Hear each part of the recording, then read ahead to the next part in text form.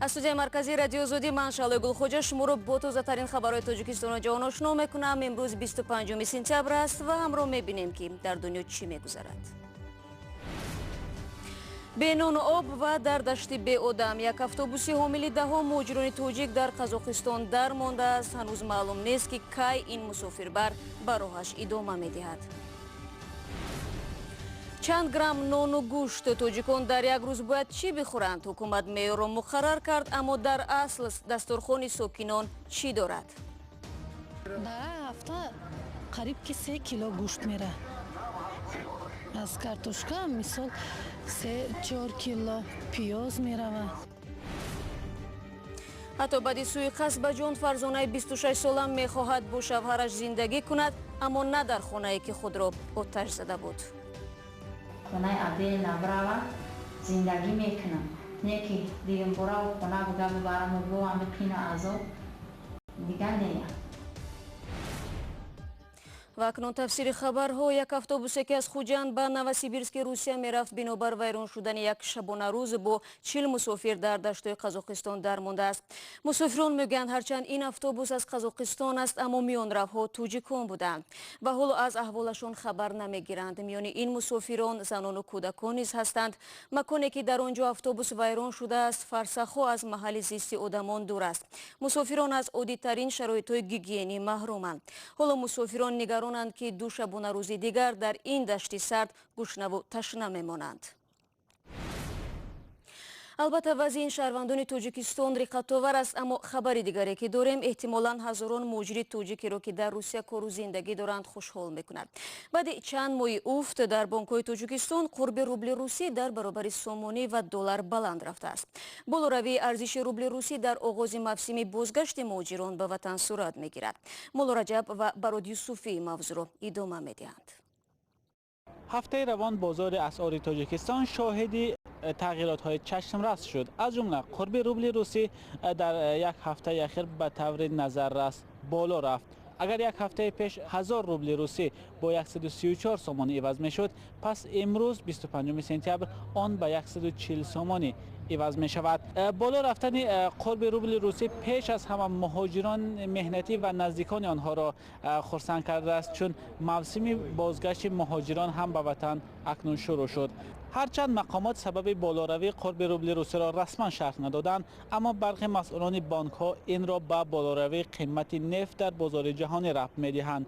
зимнан дар ҳафтаи равон қурби расмии доллар ҳарчанд бетағйир боқӣ монда буд, аммо қурби доллар дар бозори сиёҳ як миқдор поён рафтааст. тибқи баъзе хабарҳо агар чанд рӯзи пеш 100 доллар дар бозори сиёҳ ба 970 сомонӣ иваз мешуд, пас ҳоло он ба 950-960 сомонӣ иваз мешавад. поёнравии қурби доллар ба коҳиши нархи баъзе аз маҳсулотҳо дар бозор оварда расонд, чун дар гузашта тоҷирон болоравии қурби долларро як сабаби аслӣ гароншавии нархи маҳсулот медонистанд, ҳарчанд бархе онро як баҳона арзёбӣ мекунанд ва бо поёнравии қурби доллар ҳам бархе аз маҳсулотҳои бахусус хӯрокворӣ ҳам дар бозор каме ҳам боша қиматашон коҳиш ёфт. рӯ меорем ба мавзӯъҳои дигар. вазорати иттилоъоти Эрон мегӯяд дар робита ба ҳамлаи маргбор ба паради низомӣ дар шаҳри Аҳвоз 22 нафар боздошт шуданд. хабаргузории Тасним аз қавли вазорати иттилоъот овардааст ки аз боздоштшудаҳо силоҳу муҳимот ва ҷиҳози мухобирот мусодира гардид. телевизиони давлатии Эрон афроди боздоштшударо бо чашмони баста ва рӯ ба девор намоиш дод. рӯзи шанбе 22 сентябр силоҳбадастон ба тарафи паради низомӣ бахшида ба рӯзи оғози ҷанги Эрону Ироқ ҳамла карда 25 нафар ва аз ҷумла 12 узви сипоҳи инқилоби исломии Эронро ба қатл расонданд. масъулияти ин ҳамларо гурӯҳи арабии зидди ҳукуматӣ бо номи Муқовимати Миллии Аҳвоз ва даҳшатафканони давлати исломӣ бар дӯш гирифтанд. аммо мақомдорони Эрон бар ин назаранд ки сарпарастони паси пардагии ҳамлаи Аҳвоз Амрико ва Исроил аст. рӯзи душанбе дар маросими хоксупории қурбониён яке аз пешвоёни сипоҳи инқилоби исломии Эрон ба ин ду кишвар қасос ваъда кард. аммо вазири мудофиаи Амрико Ҷим Матис иттиҳомоти Эрон дар бораи даст доштани Амрико дар ҳамлаи маргбори паради низомии Аҳвозро беасос донист. ӯ рӯзи 24 сентябр дар Пентагон ба хабарнигорон ишора кард ки маъмурияти Амрико ва Доналд Трамп ҳамла ба паради низомиро маҳкум намудааст.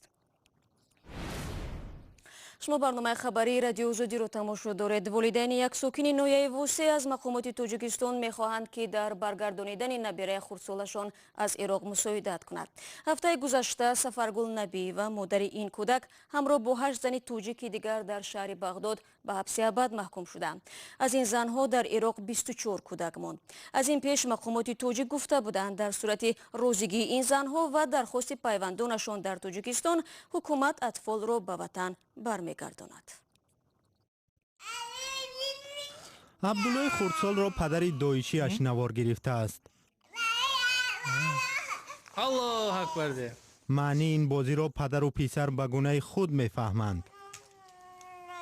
پدر عبدالله عادل حتولابی تاجیکستانی در یکی از محاربه ها قتل و مادرش سفرگل نبیه و امسال به خاطر همدستی با نیروهای تندگرا در عراق محکوم به زندان یک عمری شد. حالا عبدالله با مادرش در زندان است و تقدیرش نامعلوم.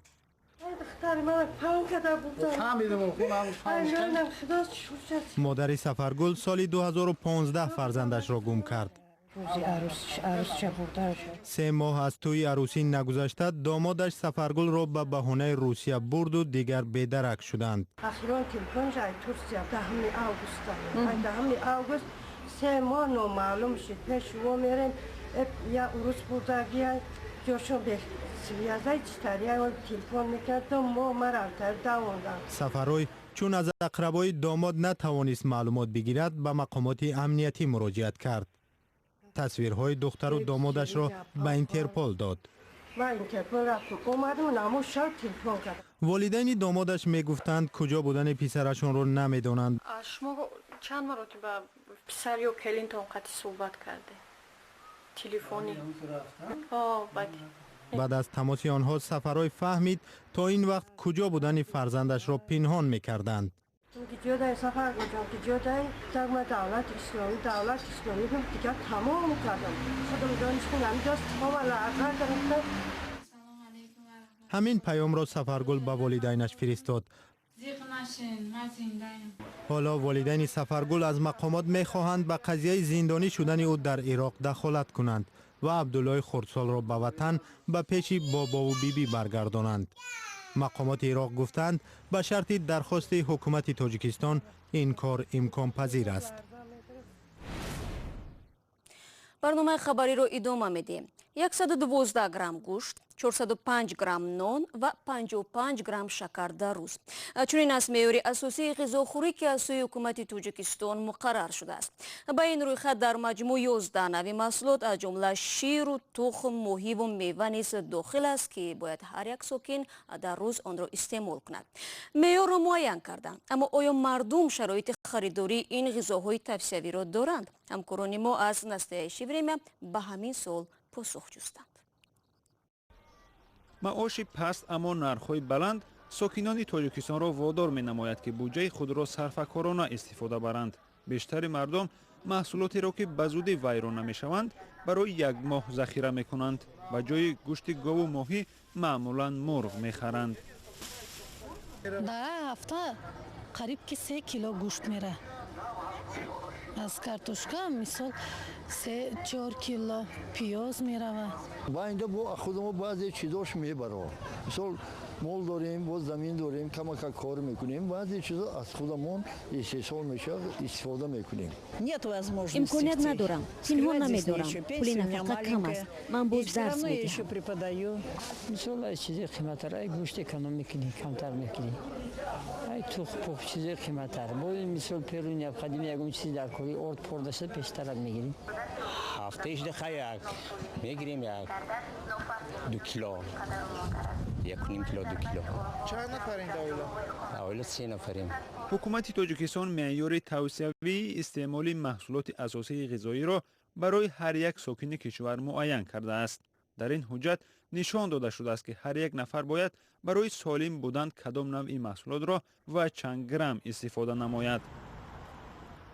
با گفته منصبداران و تحلیلگران تاجیک در معیارهای توصیوی حد اقل محصولات اساسی غذایی گفته شده است و این پیش از همه برای وزارتخانه‌های مربوطه کشور لازم است که توانند خراجات زندگی مردم را زود و آسان‌تر معین کنند. حالا سبد استعمال تقریباً $50 را در یک ماه تشکیل می‌دهد و آن از روی نشان دهنده نزدیکی 300 نوع محصولات معین می‌گردد. معیارهای مذکور کار مقامات را برای معین کردن نارسایی کدام محصولات و تقویت کارها در کدام بخش آسان می‌کند. این نشان دهنده مهم رشد اجتماعی است. بنا به اطلاع برنامه جهانی غذایی سازمان ملل متحد، حدود 3% تاجیکستانیان از کمبود غذا رنج می‌کشند. این تعداد اساساً ساکنان دهاتند که صرف فرزند بوده در آنجا استحصالات وجود ندارد. با سبب کم غذایی کودکان گرفتار بیماری‌های مختلفند. با این همه حتی همین معیارهای معین کرده حکومت را نه همه خانواده‌ها امکان دارند که برای خود اجازت بدهند. نگاه میاندازیم به جنوب تاجیکستان. جوانزن 26 ساله که خود را آتش زده بود تا هنوز تحت مراقبت پزشکان در شفاخانه شهر کولوب است. او در صحبت با همکاران ما از خشونت خانوادگی شکایت کرد و گفت دیگر تحمل این گونه جنجال ها را ندارد. او جانبدار ادامه زندگی با شوهرش است، اما زیر بام علاهیده. مومن احمدی با تفصیلات بیشتری همین موضوع. فقط پشتم سختگیه دستم سختگیه.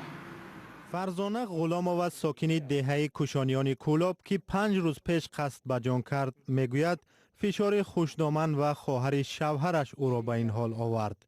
گفتم خواهی نمیفراشم یا به تجاوب ما یا که یا بریم یک جا کوارتیر بگیریم تا خونه در کانونه بستم. یعنی ولی خونه خیلی سری خواه شد. داوید اومد کشترش مگر که بی سرش بقیده خشتمان و هردش در اومدن که سرش بده. فرزانه میگوید در این ماجرا شوهرش طرفی مادر و خواهرش را گرفته او را زد. او فقط سوی حمام رفتنش را به یاد دارد. من نمیدونم که مرا یکون کس علاوه زده یا خودم کدام یاد ندارم. همین خشم بسرم زد که خانه داشت ما زبنای پسش هم بزد.